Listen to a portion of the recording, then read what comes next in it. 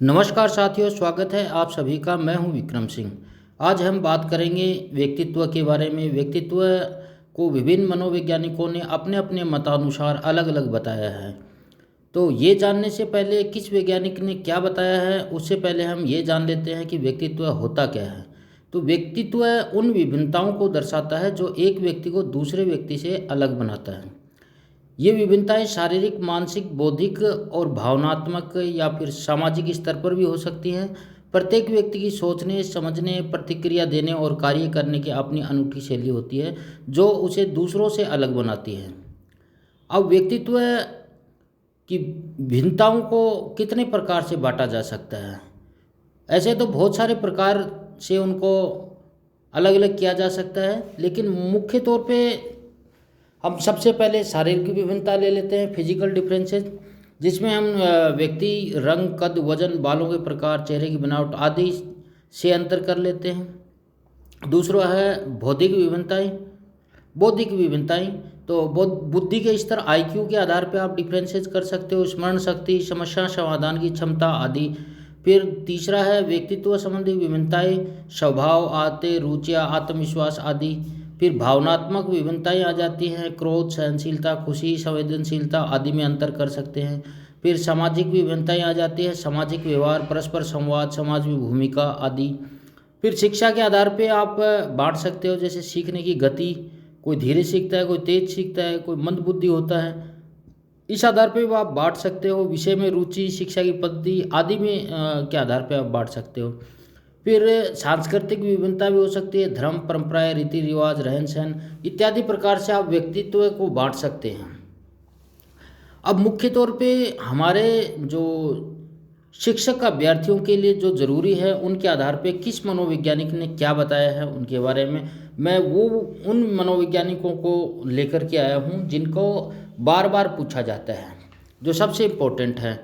ऐसे तो बहुत सारे मनोवैज्ञानिकों ने अपना अपना दृष्टिकोण बताया है। तो सबसे पहले मैं लेता हूँ जूंग का। कार्ल जूंग के बारे में हर एक एग्जाम में पूछा जाता है। इन्होंने 3 प्रकार का बताया है और इसको मैंने तालिका में शो किया है। पहला है बहिर्मुखी, अंतर्मुखी और मध्यवर्ती। तो इसमें आप सीधा सा ये ले सकते हैं कि बहिर्मुखी है जो ज़्यादा बोलता है, अंतर्मुखी है जो बिल्कुल नहीं बोलता है, और मध्यवर्ती उसको आप उन दोनों के बीच का ले सकते हैं।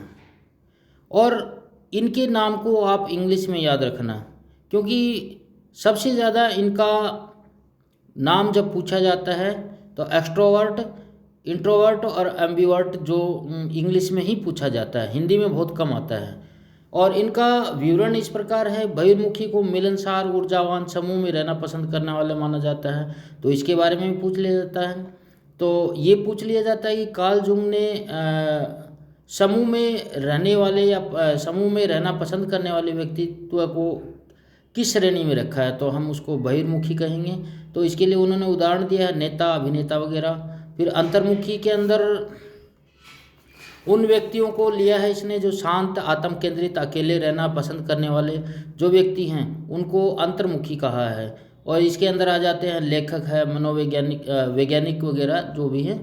फिर मध्यवर्ती है, दोनों के मिश्रण वाले, परिस्थिति के अनुसार व्यवहार बदलने वाले व्यक्ति होते हैं, संतुलित स्वभाव के लोग होते हैं। तो इन्होंने 3 प्रकार के बताए हैं।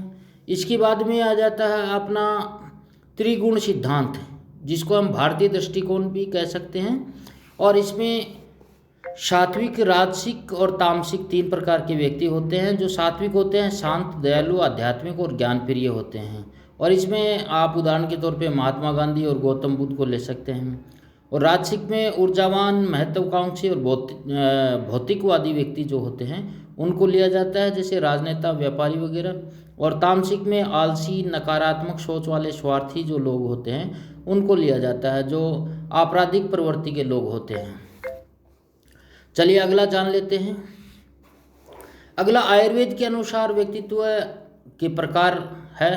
तो इसके अंदर कौन कौन से होते हैं, जैसे वात, पित्त और कफ, 3 प्रकार के लोग हैं। और इसे भारतीय दृष्टिकोण के अंदर भी जाना जाता है। तो वात प्रकृति के लोग जो होते हैं रचनात्मक, बुद्धिमान और चिंताग्रस्त और अस्थिर होते हैं, जिसके अंदर आ जाते हैं कलाकार, विचारक वगैरह। और पित्त प्रकृति के जो होते हैं वो है आत्मविश्वासी, नेतृत्व क्षमता वाले, परंतु जल्दी गुस्सा करने वाले होते हैं, जिसमें नेता और सेना के अधिकारी। और कप प्रकृति वाले आते हैं शांत, धैर्यवान, मेहनती, परंतु कभी कभी आलसी होते हैं, जैसे शिक्षक, योगी वगैरह होते हैं। तो आप इसका ध्यान रखना कि कप प्रवृत्ति वाले व्यक्ति शिक्षक होते हैं। चलिए अगला देखते हैं। और फिर इसके बाद में आ जाता है, इम्पोर्टेंट है, शेल्डन, जो उन्होंने शरीर की रचना के आधार पर व्यक्तित्व को बांटा है, जिसमें एंडोमॉर्फ, गोल मटोल, मिलनसार, आराम पसंद करने वाले, जो मोटे जो लोग होते हैं उनको बताया है। और उनको पसंद होता है खाने और आराम पसंद करने वाले लोगों को एंडोमॉर्फ कहा है उन्होंने। और मेसोमॉर्फ जो है मजबूत शरीर वाले, ऊर्जावान और आत्मविश्वासी, एथलीट, बॉडी बिल्डर वगैरह। और एक्टोमॉर्फ जो पतले, संवेदनशील, अंतर्मुखी स्वभाव के लोग, जिसमें कलाकार, कवि वगैरह। तो इनकी जो विवरण उन्होंने दिए हैं और उनको क्या पसंद है उनको ज़रूर याद रखना। किस प्रकार के व्यक्ति को क्या पसंद है ये पूछ लिया जाता है। चलिए अगला देख लेते हैं। फिर आ जाता है, सबसे इम्पोर्टेंट है, केटल, जिसको रेमंड केटल कहा जाता है। उसने 16 PF थ्योरी जो दी है उसके अंदर उन्होंने 16 गुण बताए हैं व्यक्ति के, और उन्हीं के अलग अलग सारणी में किसका क्या स्वभाव है वो भी बताया है। उनका निम्न स्तर और उच्च स्तर बताया है, हाई स्कोर है, लो स्कोर है। जैसे उन्होंने पहला गुण बताया है व्यक्तित्व का, संवेदनशीलता।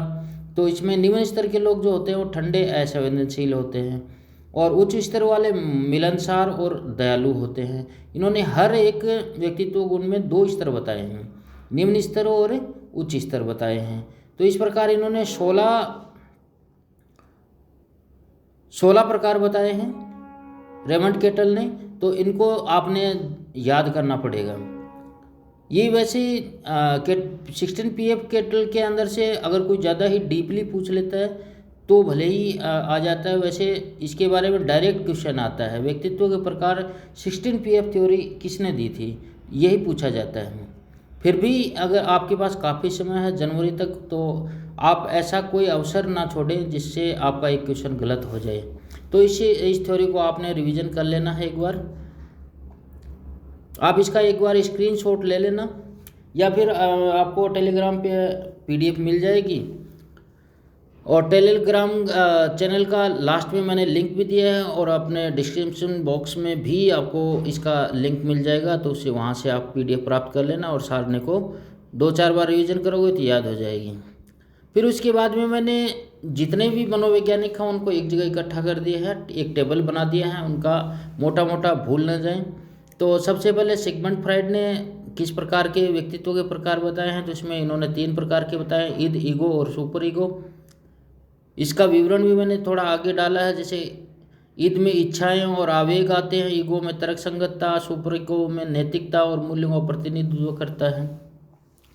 कार्ल जंग का अभी मैंने आपको बताया है। फिर उसके बाद में विलियम शेल्डन, तो इन्होंने वे 3 प्रकार के बताए हैं जो आपको अभी बताया है। और फिर इसके बाद में गॉर्डन ऑलपोर्ट आता है, इसके लक्षण सिद्धांत हैं, और इसमें मुख्य, केंद्रीय और गौण लक्षण 3 प्रकार के बताए हैं इन्होंने। कुछ लोग पूरी तरह से विशेष गुण से पहचाने जाते हैं, जबकि अन्य मिश्रित गुण वाले होते हैं। और आइजैक का भी त्रिवर्गीय सिद्धांत है, मनोद्वेषता, बहिर्मुखी, अंतर्मुखता। व्यक्ति के स्वभाव में 3 प्रकार के तत्वों को मापा है इन्होंने।